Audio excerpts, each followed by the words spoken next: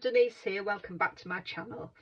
A few weeks ago I followed a collaboration on YouTube called 12 Days of Christmas in July, and one of the collaborators, Monica aka Paper Mona, made a faceted box. Now I did the same but reduced the size to make it into a little table favour, but I thought I'd go back and do the size that Monica did.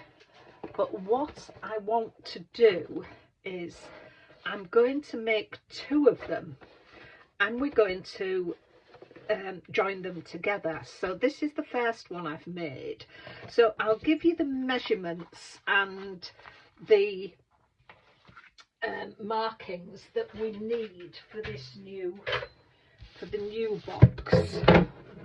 So we need one piece of card that measures 7 by 7 inches, and another piece of card that measures 6 1/4 by 6 1/4.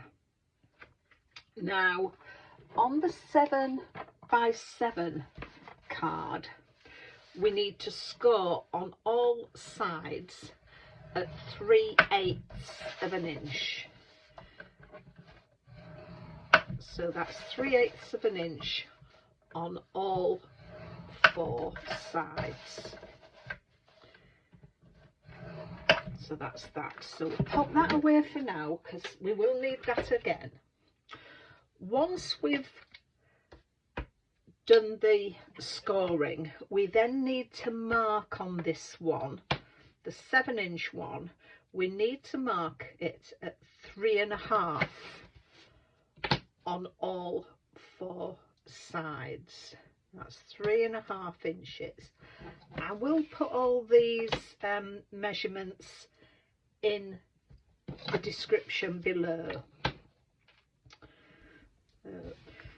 So once we've got all our markings, we then need to bring our scoreboard back in.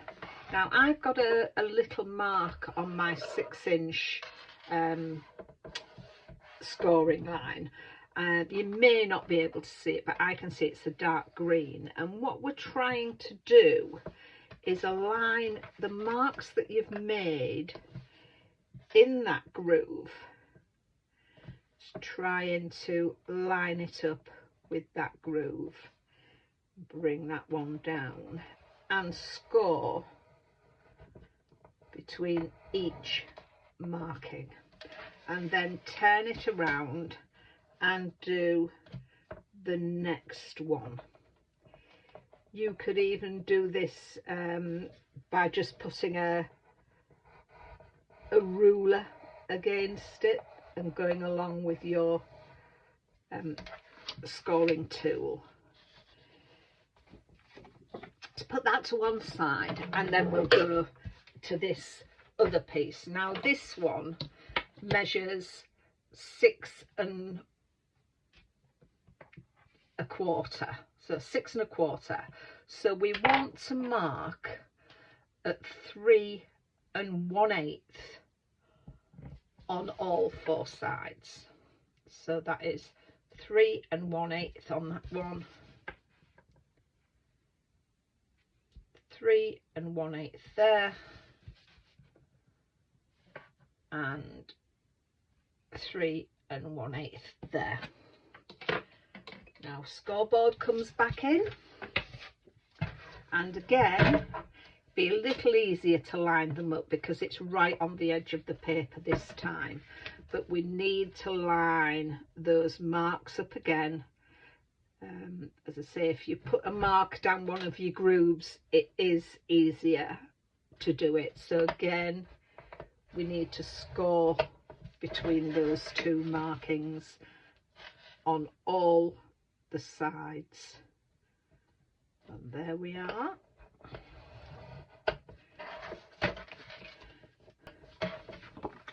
So that's all the scoring done. I'll just get my eraser and just take out those pencil marks, and then we just need to burnish the sides. If you watched my other video, I'm going to do the same thing by cutting across where the score lines cross, just cutting across them, because these are going to make my tabs. That's that. And then here we're going to cut up to the score line where we have our markings, and again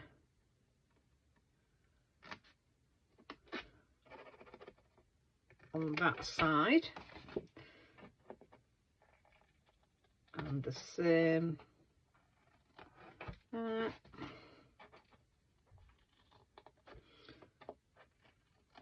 there, and that's how we want our other box to look.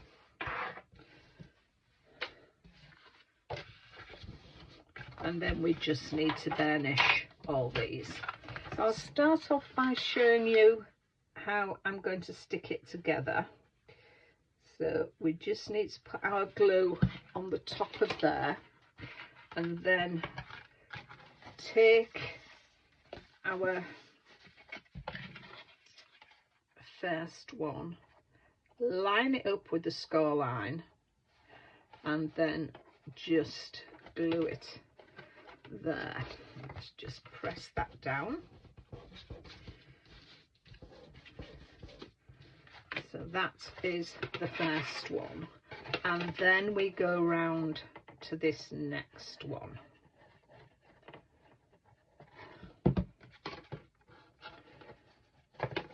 And pull that around to there.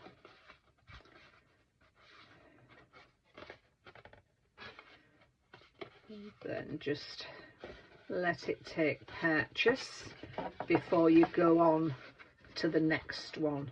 So just take your time in pushing those together. Can be a bit fiddly waiting for them to purchase, but take your time and it will. So I'll do the rest of those off camera, but as I said, we need it open in a certain way, so that is the way I'm going to open it. So I'm going to carry on round that way until I get to here. So I'll do the rest off camera and get back to you. So that is the finished box. Now the papers that we need two pieces like this,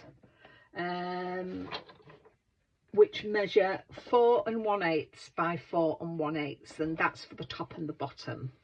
Then we need another 4 pieces that are 2 7/8 by 2 7/8. Then you want to cut them onto the diagonal. Now this paper is a random paper, but if you've got a directional paper, you will have to watch which way you cut them. So it may be best just to have a directional, and these need to go on here.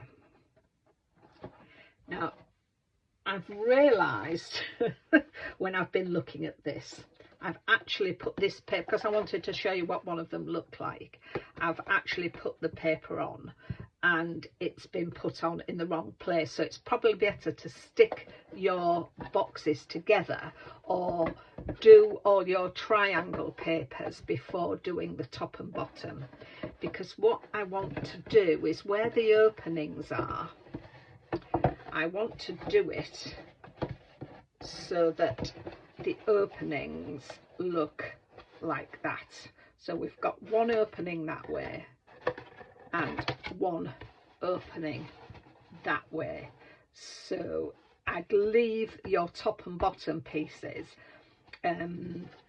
until the end. So just pop your triangles on, which is what I'm going to do now. So once I've got the triangles on and we're coming to stick it together, I'll come back to you. So that's both boxes complete, and as I say, at this stage, if you're doing it, just put your triangle pieces on, don't put your top and bottom pieces. And I have punched some holes into the top and the lid of each box, and I've used my crocodile for that, but you can use whatever tool it is that you've got. Now we need to get the sort of what I would call, these are the lids, I usually think of them as the bottom and this part as the top, and that's how we're going to glue them together. I'll say the papers, if you just have your triangles done and leave your tops. I'll explain what papers I've used in a minute, but I just want to get these done. We do need holes in each side because your ribbon is going to go through as well for tying.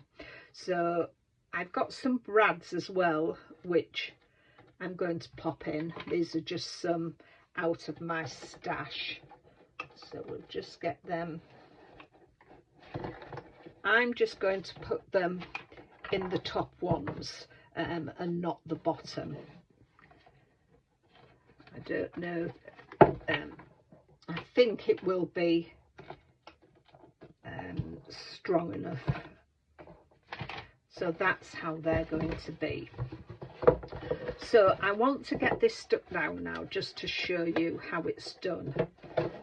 And as I say, I think because I was trying to get the papers and show you how the box looked with the papers,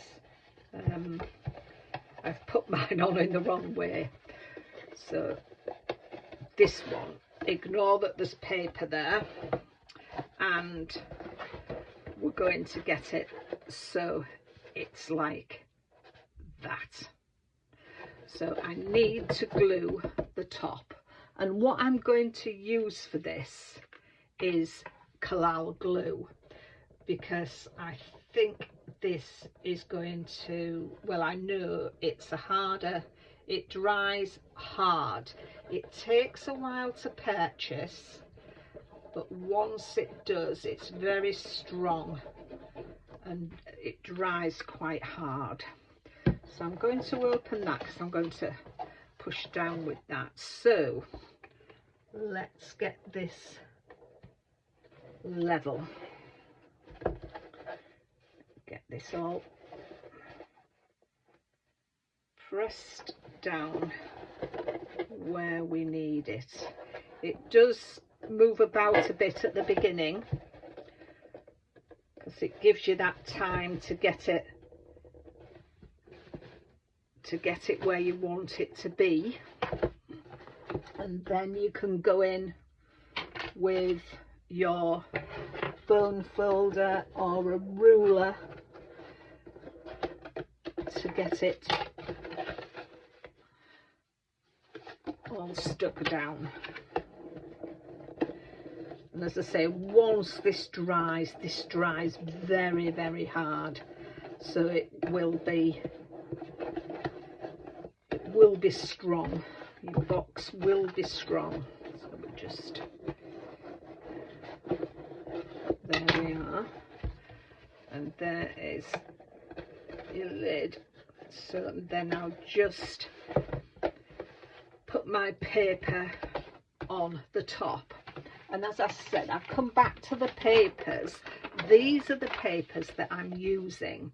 It's a digital collection by Monica, I think it's Grafling, I'm not sure how you pronounce that, so my apologies, Monica, but she's also known as Crafting with Quilling Lady, and she's designed these papers herself. I have shared them in the box that I did. I made a card earlier and I'll link that card in. So the wonderful papers, and you get lots of, you get your background papers, some sentiments, and also some wonderful papers for fussy cutting. So I'll share in the description the card I made using these papers.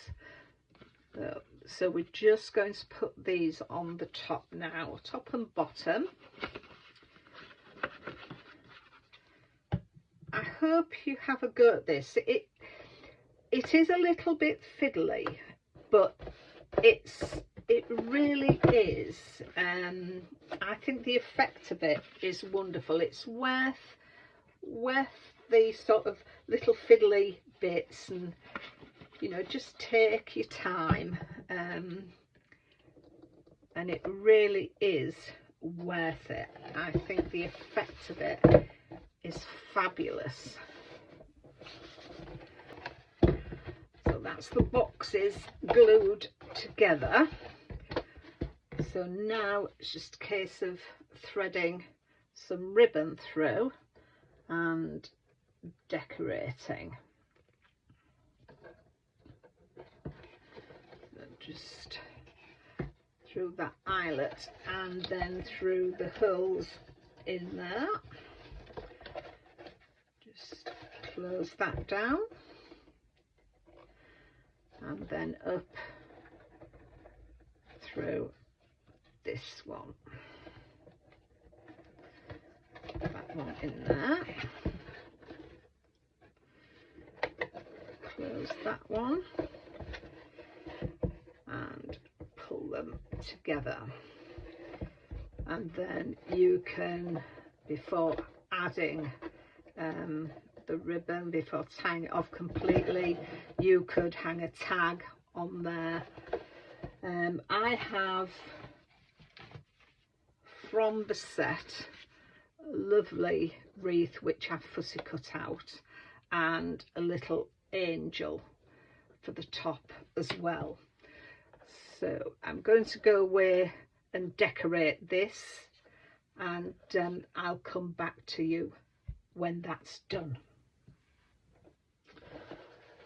So here is the finished decorated box.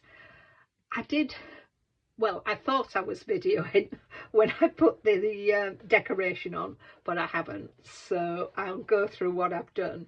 I've stuck a wreath down there which I fussy cut from the papers that I'm using, and then I fussy cut one of the angels as well, but I've gone along and run my glue in certain areas and then glittered it with my Sparkalicious glitter from Chloe's Creative Crafts, and when it dries clear, so all you'll see, you won't see the glue, but you'll see the glitter. I've then from my stash used a Merry Christmas stamp, and I've used the Colourology Sapphire Blue ink to sort of bring the colours together, and then I've matted it onto some of the paper I've used, and then just added some little gems from my stash. So I hope you like that. I'm going to put 2 different kinds of sweets in the box, but you can put whatever you want in there. And as I said, these boxes are adaptable to whatever size you want. They're quite easy to downsize or make bigger as well. I'll leave links to Monica's original video of her box, and I'll pop in a link to the box that I made, which was smaller, and then you've got some nice ideas there, I think, of doing these boxes. Smaller ones make wonderful favours, and then if you have got a couple of things you want to pop into a box, different things, this would do wonderfully. There's plenty of room in them, I think, for putting things in, and quite easy. So I think popping some sweets in there. My favourite sweet is Lindt chocolate, so I think there could be a few of those going into these to give away to friends and things like that. So I hope you've liked that video. If you do, please give me a thumbs up, and if you're not already a subscriber, I would love it if you would consider subscribing. Hit that subscribe button. It really makes my day, and I do appreciate you taking the time to watch my videos. So I'll leave it there. Take care of yourselves, and I'll see you soon. Bye for now.